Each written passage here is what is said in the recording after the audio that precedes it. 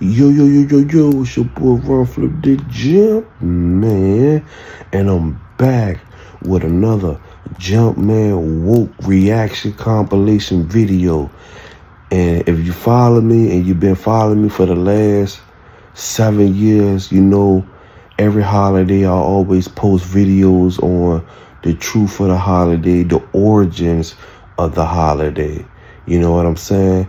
But this year, end of the year, beginning of the year, I'm just doing a compilation one, showing you all of them all in one in this compilation. You know what I'm saying? And the only pagan holiday that I agree on, well, one and a half. The only one and a half pagan holiday that I really agree on is Halloween. Why? Because it's just a day to I won't be getting no pumpkin though. honor the dead. You know what I'm saying?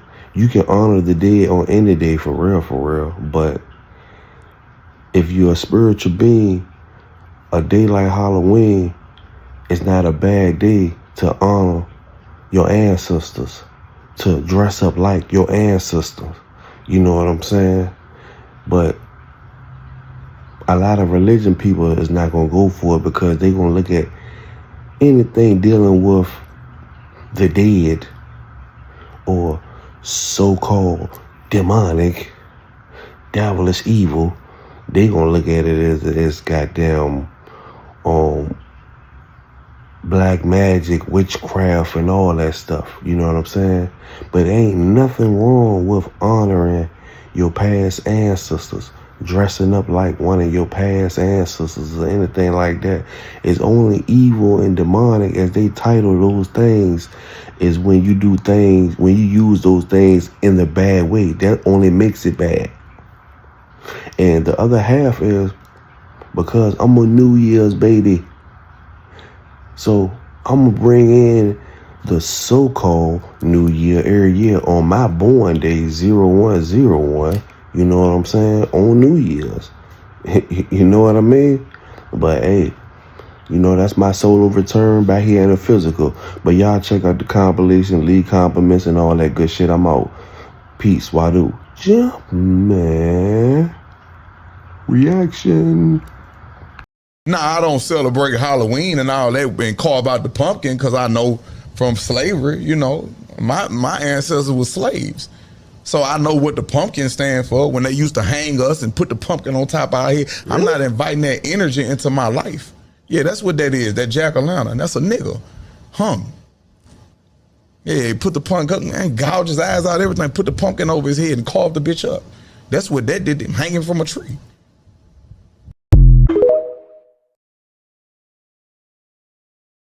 Going into the whole Halloween thing, basically Hallows Eve is just like any other tradition that they deal. That's the European tradition, but all across the world, they even in Mexico and in parts of Asia, parts of India, and even in Africa, they always have what is called a Day of the Dead.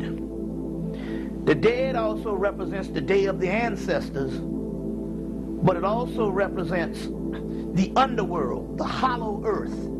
The underworld. Now, it's not necessarily in metaphysics talking about a realm that's up under the earth, but it's talking about a realm in literally another dimension. That's the ancestral realm. And so every culture has a Day of the Dead, or this Hallows Eve in Europe.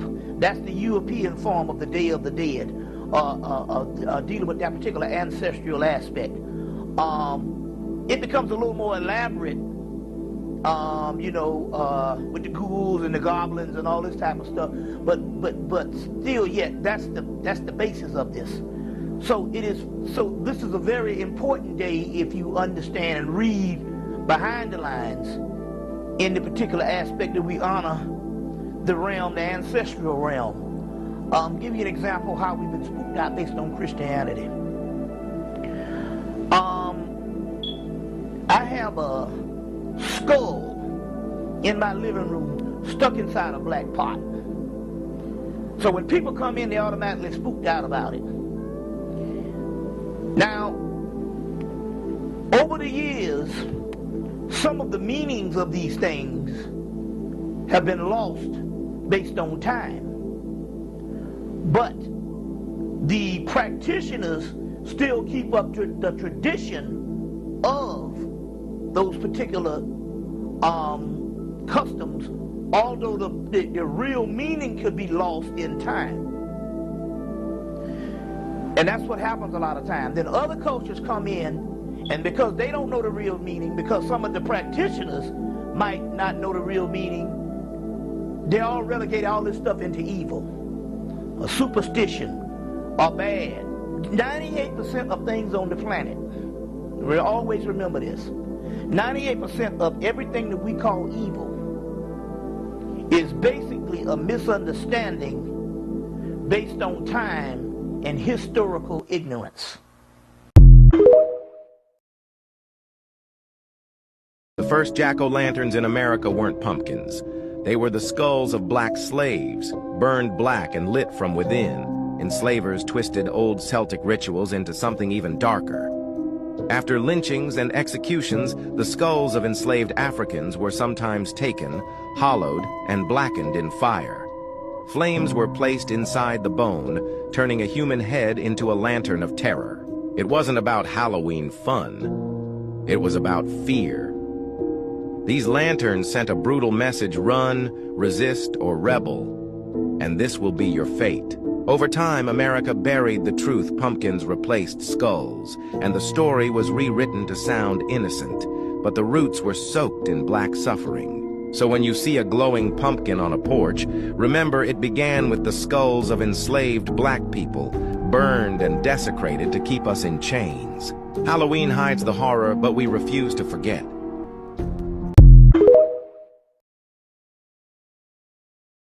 Did you know every time you celebrate Thanksgiving, you are giving your energy to a dark ritual rooted in genocide, conflict, and blood? People that are knowledgeable about indigenous spiritual practices are well aware that offerings are often given to ancestors and other deities as a form of gratitude or to ask for their assistance. When these offerings are given, the ceremony is called a ritual. When you purchase a turkey and other groceries to prepare for this tradition, you are participating in a ritual. When your family gathers at the table to take part in these traditions, you are participating in a ritual. Although you may have a clear vision of all the things you are thankful for, and you may even have your own reason for celebrating, what really matters is the original intention that was set for this holiday. Who are you really giving thanks to, and what are you really giving thanks for? In order to answer these questions, we need to go back to the 1600s, when the Pilgrims of Plymouth, United Kingdom, landed on the shores of Cape Cod, which is modern-day Provincetown, Massachusetts. It is said that they set sail seeking economic and religious freedom in the New World. The first time that they arrived, they left with hundreds of enslaved natives, and they left behind smallpox. The native inhabitants of that area consisted of various tribes, including the Wampanoag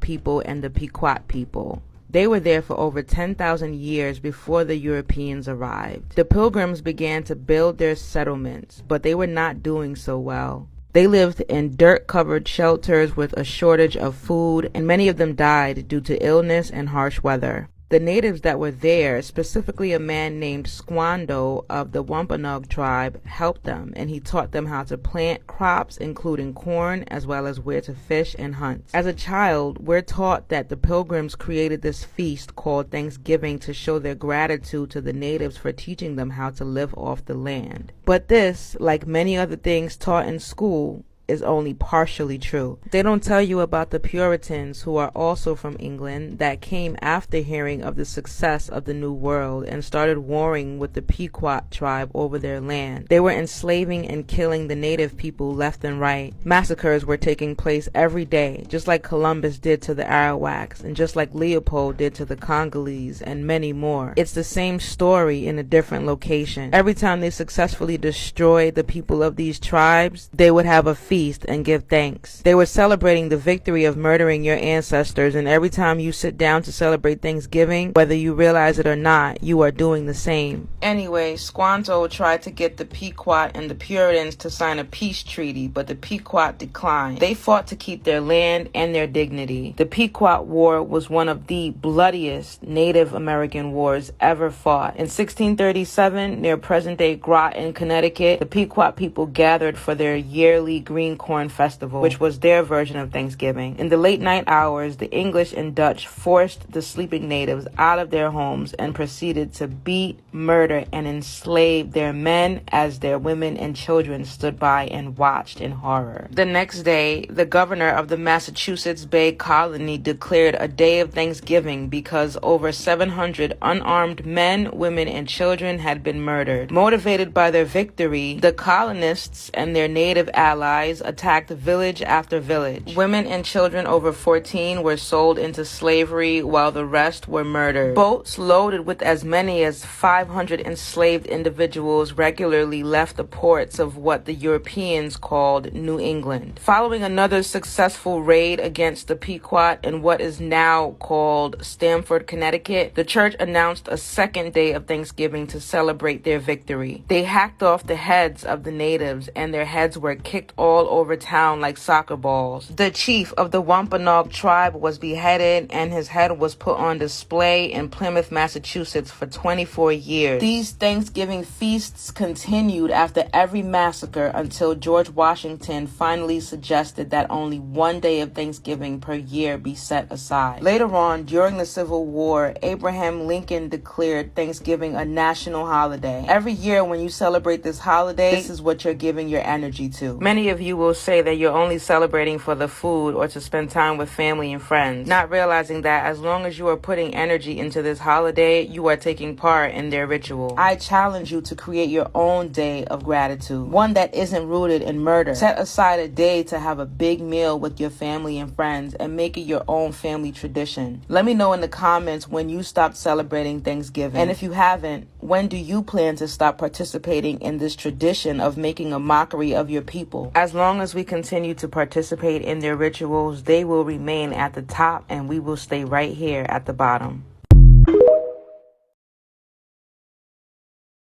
Listen closely. When you're celebrating Thanksgiving, do you know what Thanksgiving really is symbolic of?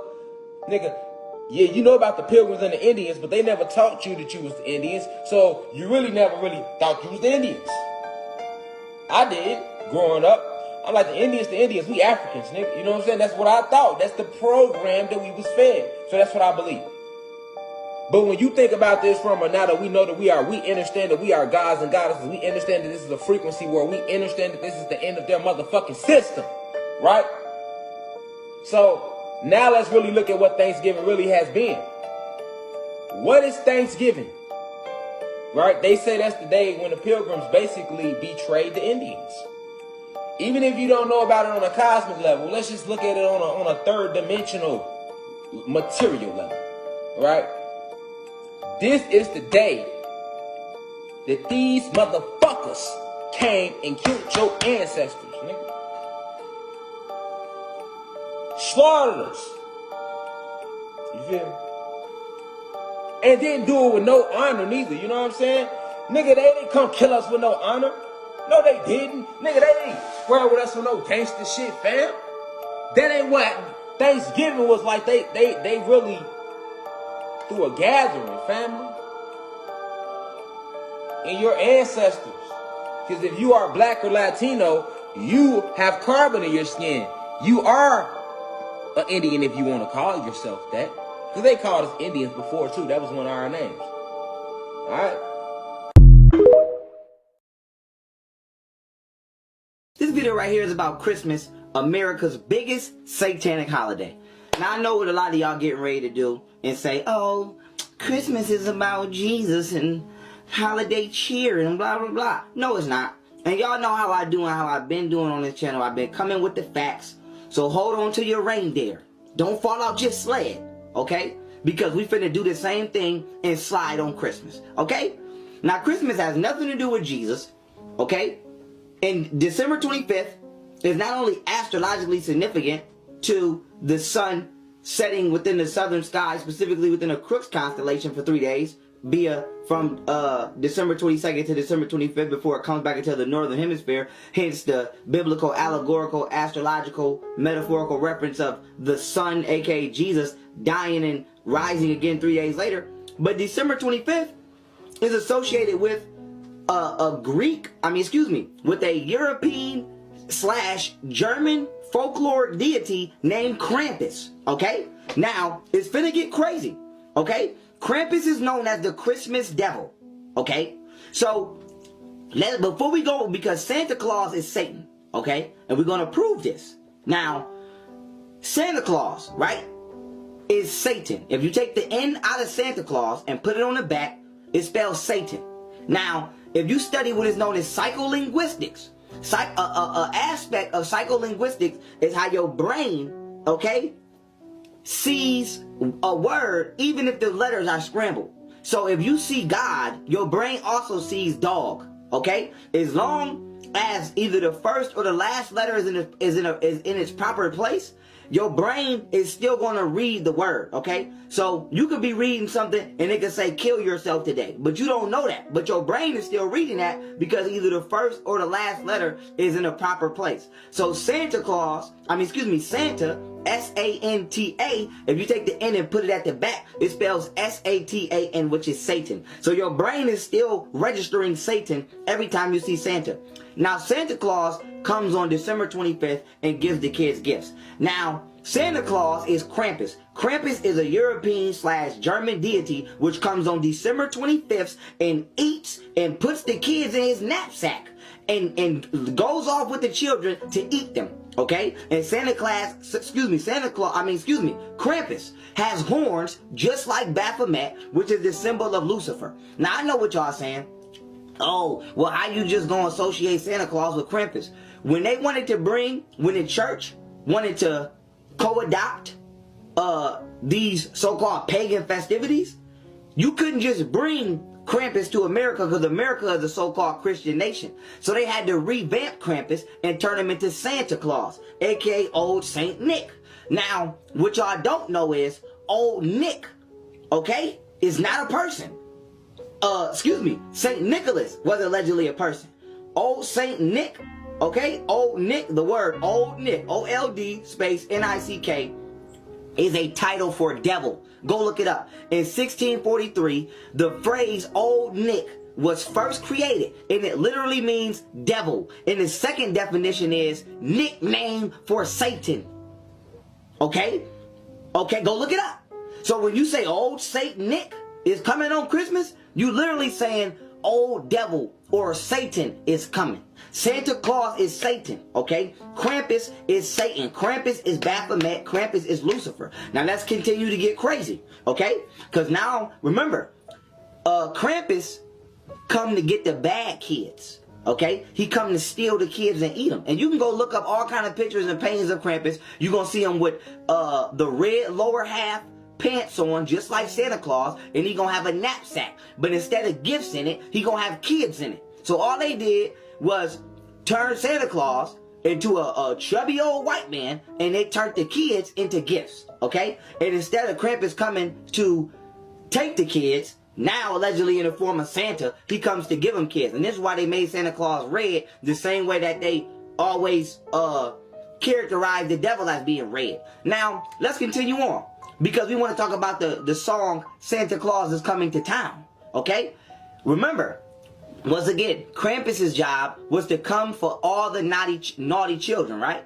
Let's just sing some lyrics to the song.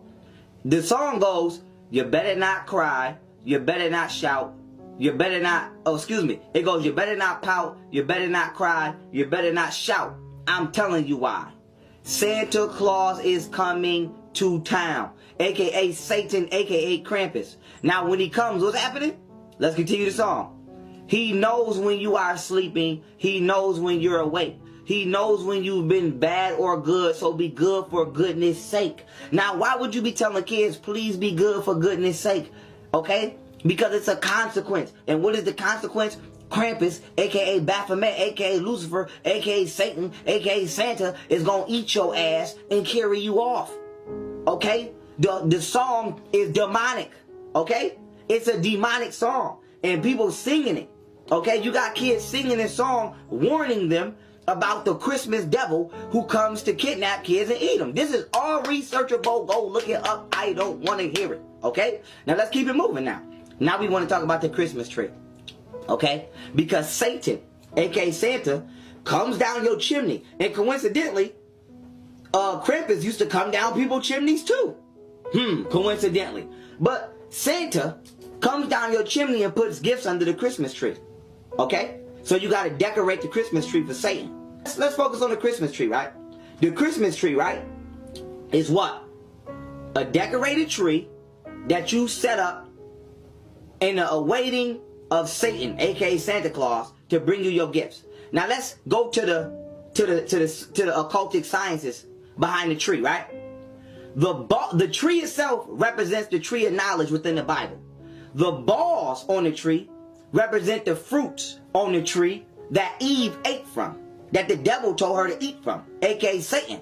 The ribbons on the tree represent the serpent, aka the form of Satan in this particular story when he talked to Eve, okay?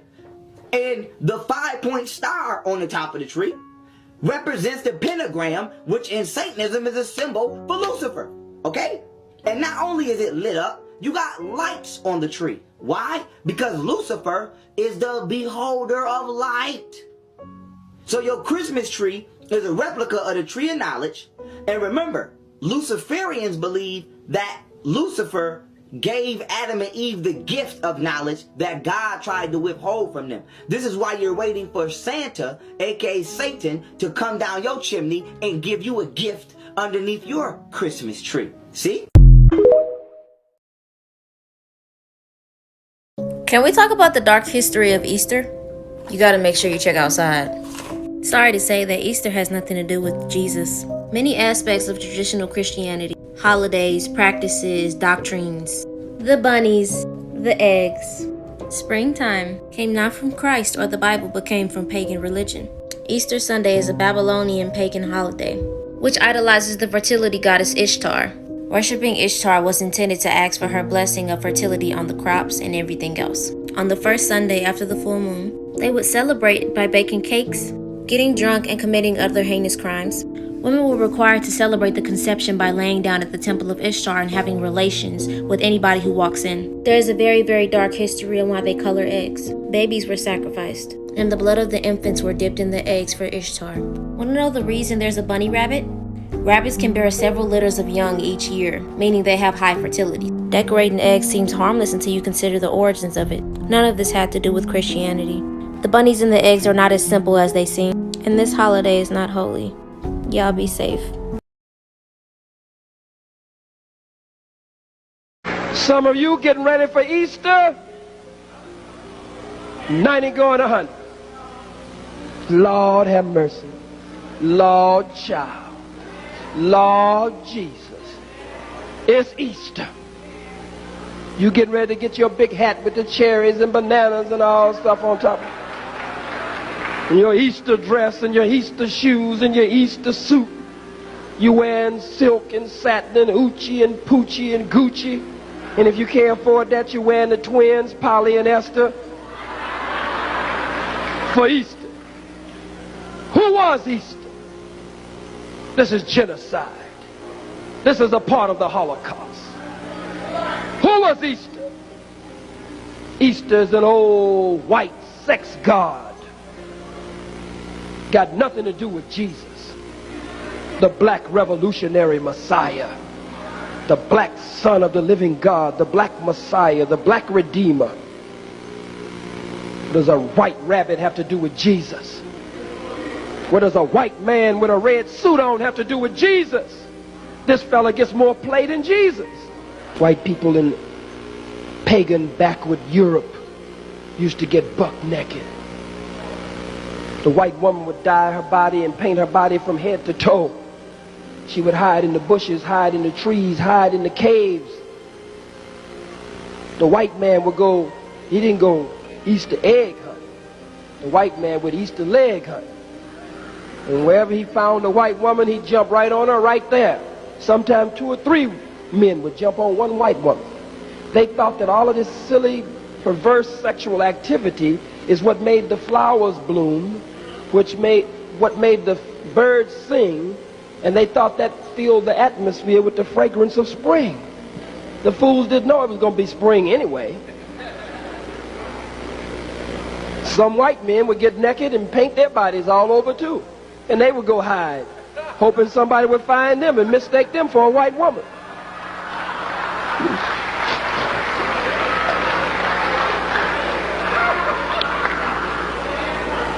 This is history.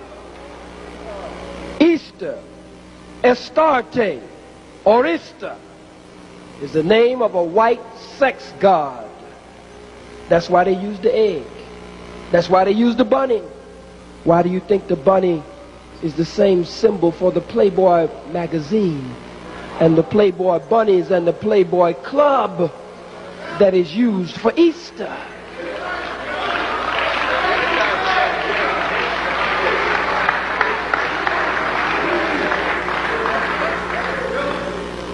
Astarte, Easter, or Easter. They tell you one year Jesus was resurrected in March. Next year he got up in April. I mean, did he get up in March or did he get up in April? You can't get up you can't get up 1 month this year and get up the next month next year. Yo, you know what I'm saying?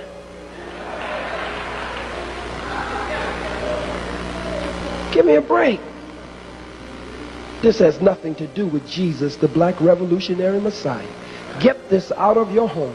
Take these crackers down from your wall. Take this white Jesus down. Take your white angels down. Take your white Mary down. Take your white Last Supper, 13 crackers sitting at a table. Take them down. Put them in the garbage can and set the garbage can out on the sidewalk.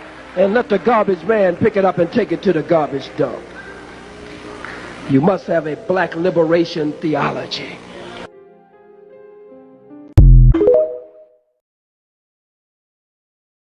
Sex organ in them so much that they do get to the point where if they don't crush that beast, they'll be out here raping people. You see what I'm saying? That's the level I'm talking about. And St. Valentine was known. He was a well-known rapist. He was a well-known rapist. So St. Valentine, he represents that whole idea of raping. And that's why, like, at the top of the heart is shaped like a booty.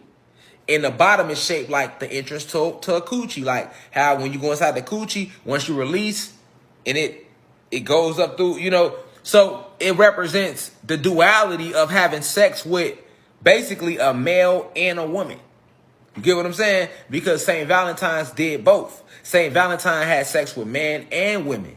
So that's what that heart shape represents. The top represents the anus. It's shaped like an anus. The bottom of the heart is shaped like the ovum. It's like the ovum structure, the entry point through the vaginal area of a woman, of a goddess, of a vagina. You get what I'm saying?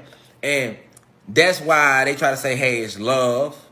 It represents love. You know what I'm saying? And shit like that. That ain't got nothing to do with love.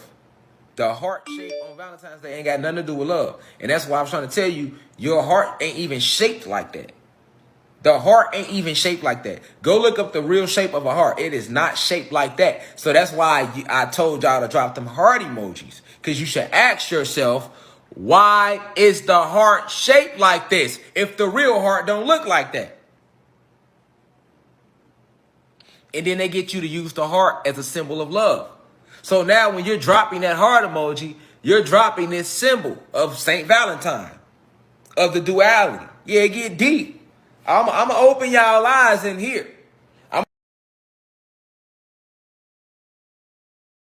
I'm not here to ruin your Valentine's Day, but we don't even know what we celebrate anymore. Valentine's Day is supposed to be about love and romance, but the origins is actually dark and bloody. You could pinpoint this story back to ancient Rome. From February 13th to February 15th, the Romans would celebrate a festival called Lupercalia. The men would sacrifice a goat and a dog, and then they would whip the women with the skin of these animals that they just killed. It wasn't no little whippings, it was beatings. This festival was a drunken naked party. It was an orgy basically. The woman would line up and they would get whipped individually. They believed that this increased fertility in the women. Then they would do a matchmaking lottery, like if it was Love is Blind. We'll put the names of all the women in a jar, and a man would come and select a name out of the jar. Then that couple would be matched up for the duration of the whole festival, the whole 3 days. You had no say. Now this is where it gets wild. In one of these festivals of Lupercalia, the emperor at the time, Claudius II, executed 2 men. And guess what the name of both of these men were? Valentine. Both of them. This happened on February 14th in the 3rd century. Turns out Valentine and Valentine were both martyrs. They were trying to create a revolution at the time for the common society. So to honor these martyrs, the Catholic Church decided to celebrate St. Valentine's Day. During the 5th century, Pope Gelasius I decided to combine St. Valentine's Day with the festival of Lupercalia to expel the pagan rituals. In other words, erase history like how they love doing. It was still an orgy, but the Catholic Church made it more civil. And to put the cherry on top, one of the famous writers of all time, Shakespeare, started romanticizing Valentine's Day in his writings. This story of Valentine's Day spread all over Britain and Europe like wildfire. I get that a lot of people don't care about history, but it's important to learn about your history, so at least know what you're celebrating. Because love to me gets celebrated every single day.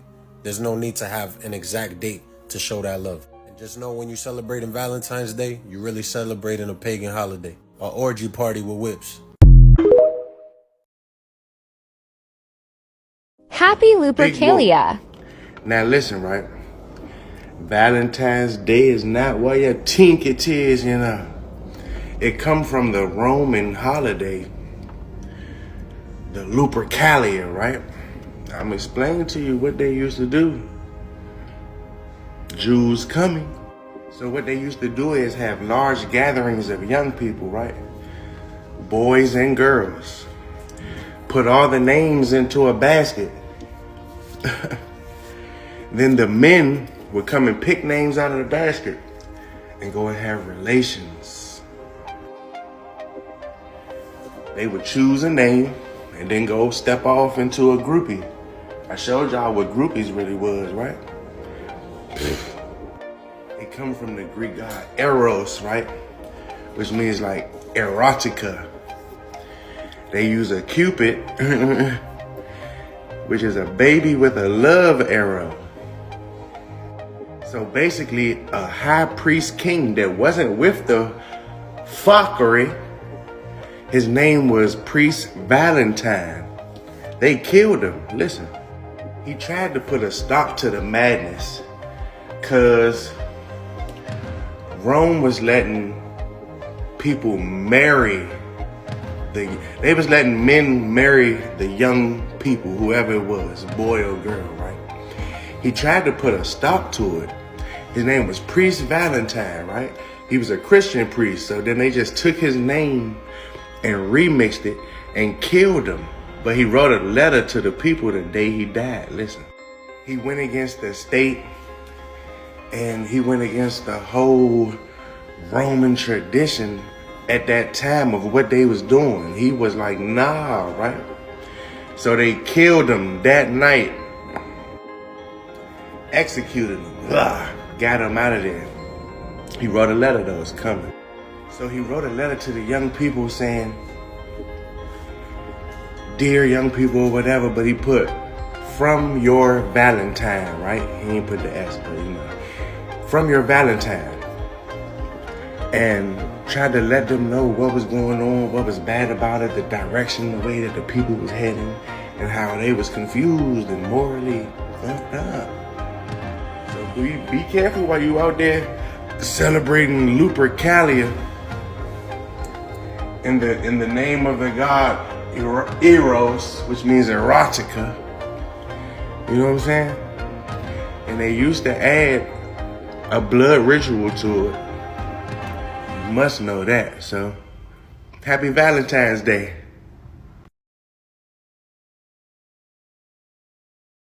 Did you know that January 1st isn't the real New Year? In the 7th century, the Romans deemed nature-based calendars utilized by our people for thousands of years as inadequate. They also did not want there to be an even number of months because the Romans considered even numbers as bad luck. So, per usual, they took parts of our original calendars and incorporated their own months. Originally, our calendars started in March, but they added January, named after the Roman god Janus. February is named after the Roman god Februus. Julius Caesar named July after himself, while August was named in honor of Augustus Caesar. Something to think about here is if octo means 8, nov means 9, and dec means 10. Why isn't October, November, and December the 8th, 9th, and 10th months? The Romans originally celebrated their new year on January 1st by giving sacrifices to their god Janus. However, traditionally, we celebrated the new year during the spring equinox, which takes place around March 21st when seeds begin to bear the first fruit. This is the time when nature thrives and new life begins to bloom. New life does not emerge during the cold, short days of winter. Our ancestors recognized the beginning of new life as the beginning of a new year. This perspective explains why today only 7 to 10% of individuals manage to stick to their New Year's resolution. Intriguingly, there is now a holiday called Quitter's Day, which is observed on the second Friday of January. Studies show by that time 75 to 85% of people have already abandoned their resolutions. Winter is a time for introspection and hibernation, allowing us to strategize, plan, and rest in order to prepare for action during the spring and summer months. Traditionally, for our ancestors, the start of the year was often based on an astronomical event, such as the rising of a star or the flooding of a river, which was beneficial to harvesting crops. For many ancient cultures, this normally occurred at the beginning of the real new year, between March and April. Let me know in the comment section if you were aware of these facts. Also, let me know what changes you might make in order to facilitate unlearning and relearning. Did you know that January 1st is not really the new year? Now I know many of you are still going to celebrate January 1st being the new year, but let's look at this from a common sense standpoint. If you look at it, we're in winter right now. Spring is typically known as new beginnings. So why are we celebrating New Year's in winter when spring is actually the new year? You wouldn't start planting things in winter and expect for it to grow, correct? That's typically what spring is for. So why is it that we celebrate New Year's in winter? Because what it really represents is the fiscal new year.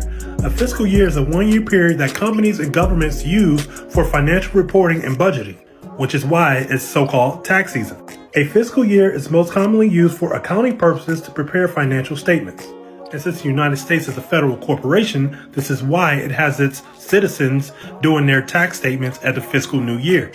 Winter is the season for hibernating and the season of death, which is why things don't grow in winter, which is why it's all cold and represents death. So the best time to do New Year's resolution would be on March 21st, which is the new year. But hey, continue to do what you do. I'm just here to let you know some common sense. Quick question. Can we stop celebrating New Year's in the middle of winter? First, we don't need calendars to tell us when the new year begins. The new year begins whenever the first seeds bear the first fruit and flowers. Second, King Numa Pompilius, or Emperor of Rome again, is the grandfather of the Gregorian calendar that we still follow to this day, and he only added January and February so that we could align our calendars with the lunar year because that's how they worshiped. 3, we all watching this video probably speak basic Latin, basic Spanish. We understand octo, ocho, octopus, octagon mean 8. We understand nueve, nove, novente mean 9, 9, and 90. We understand diez, dec, decimal, decagon mean 10. If octo, nove, and dec mean 8, 9, and 10, then why are October, November, and December our 10th, 11th, and 12th months? They shifted 3. You understand? So if we shift 3 from December, that's January, February, March, meaning March, the beginning of spring, i.e. when the first seeds bear the first fruit and flowers, is when the new year really begins. You understand? And it goes on to say that if we start from March, let's count. March, April, May, June, July is the 5th month. August is the 6th month. September is the 7th month again. October is the 8th month again. November is the 9th month again. And December is the 10th month again, ending the year, starting back over in March. The thing that we don't understand is that all of our days do not have the same time. All of our days are not the same length or not the same duration. My guy. All right, so someone asked if I could talk about the actual calendar and the real new year. So first, I'm going to start off by telling y'all that there are actually 13 months. And if you pay attention, all of it makes sense. Remember how I told y'all that us and nature are connected? We're all connected. This is what I mean by that. So actually listen to what I'm about to say. The moon cycles every 28 days. And if you pay attention, when a woman is pregnant, they only count her pregnancy every 28 days. And they count by 4 weeks.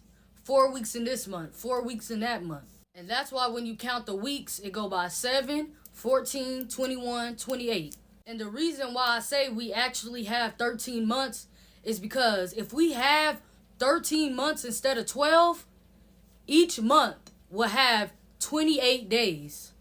So not only do the moon have a 28-day cycle, but don't us women have a 28-day cycle when it comes to our period?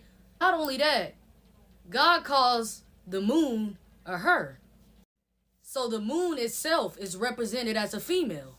So you got the women's menstrual cycle that's every 28 days, just like the moon cycle is every 28 days. So the moon is represented as a she, and it has a 28-day cycle, just like us, females, we have a 28-day cycle. Keep up, I'm trying to show you how we connected to nature. The only month that's actually truthful that we go by is February. That's the only month that actually has 28 days. All those other months, if all those months go to 28 days instead, it will make an extra month that will also have 28 days. So we will have 13 months that all have 28 days, which is actually for the missing month that we are supposed to have. April 1st, which is April Fool's, is symbolic to them fooling you into thinking that January 1st is the actual new year. But like I told y'all, we are connected to nature. Nature shows us that the real new year is in spring. Nature shows us that the real new year is when the earth starts to come alive again. The trees, the grass, and the flowers begin to blossom and grow back. Our energy is connected to nature. Our energy actually begins to shift with nature also. The new year is actually based off the seasons. And spring is the new season. January is not the new year. This is all some fake stuff that's going on, and they got y'all programmed. Like for real, how could January be the new year and it ain't representing no change? No new life, no growth. We are connected to nature. No matter what y'all try to lie about, what lies they put into y'all, or what y'all don't want to believe in, no matter what you want to believe in, we connected to nature regardless of what y'all say. God created us, God created nature. We are supposed to align with each other.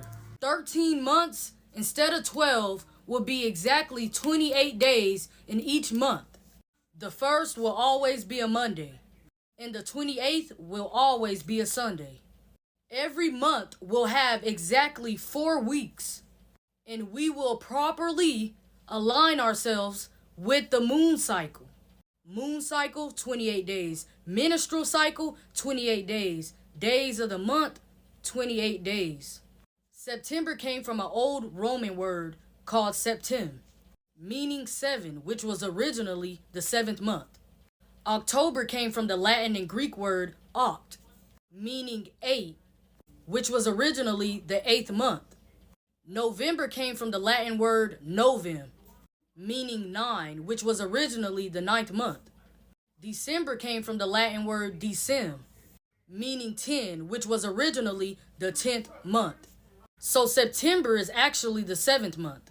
October is actually the 8th month. Why do you think they call it an octopus an octopus? Oct stands for 8. An octopus has 8 tentacles. They call it an octopus for a reason, because it stands for 8 at the beginning. November is really the 9th month. And December is actually the 10th month. So for us to call September the 9th month, October the 10th month, and so on, that's a bold-faced lie. Because it's not true. What I'm trying to tell y'all is at the end of the day, nature tells us the real time. And God made us the way we are and made nature the way it is for a reason. And we supposed to properly align with nature. Y'all have to realize we didn't have clocks and stuff back then. We followed nature. Nature told us the time. And until this day, nature tells us the time. God made us the way we are for a reason, the same way he made nature the way it is for a reason. So like I always said, Romans 3 and 4, let God be the truth and every man a liar.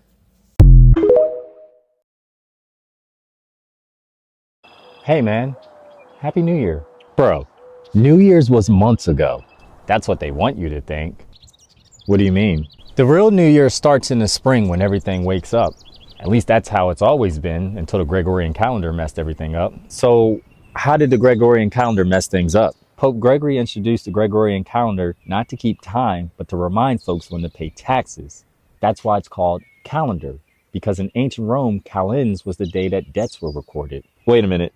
You're saying the calendar was built for taxes?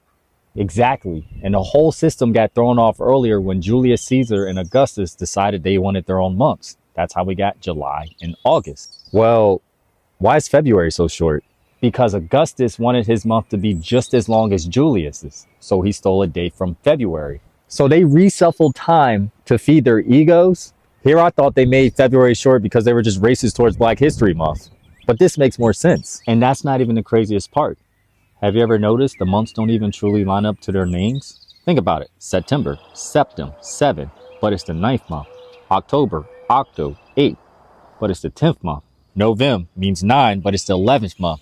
December, Deca, 10, but it's the 12th month. So they really out here just messing things up.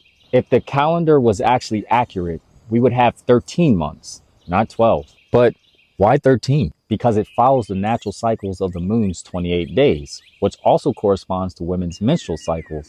You see, ancient cultures had it right. They based their calendar based off the moon and the cosmos, not taxes. So every month would be 28 days. Exactly. And the first day of every month would always land on the same day of the week. So we're really just out here living in a system designed to confuse us. And now you see why they call it April Fool's Day.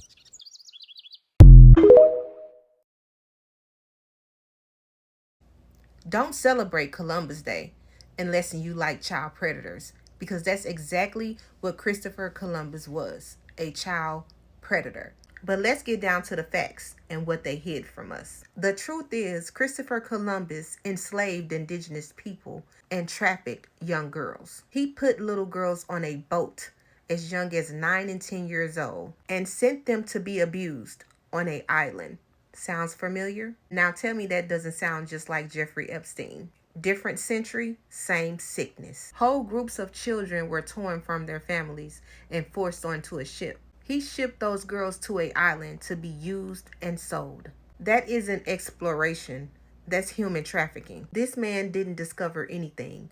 People were already living there. The only thing Christopher Columbus brought was genocide, slavery, and exploitation. Enslaved entire nations. Unleashed genocide on indigenous people. A predator that sold children. A human trafficker. A person that brought enslavement, torture, and mass death. He built his legacy on the suffering of others to the people that lived here. And America still has the nerve to honor him with the holiday. That holiday isn't about discovery. It's about covering up crimes against humanity. So if you're mad at what Jeffrey Epstein did, but you're celebrating Christopher Columbus Day, then you're honoring the exact same crimes: child trafficking, exploitation, and abuse. The only thing is it's hitting under the word history. But every October, America still celebrates him like he was something great.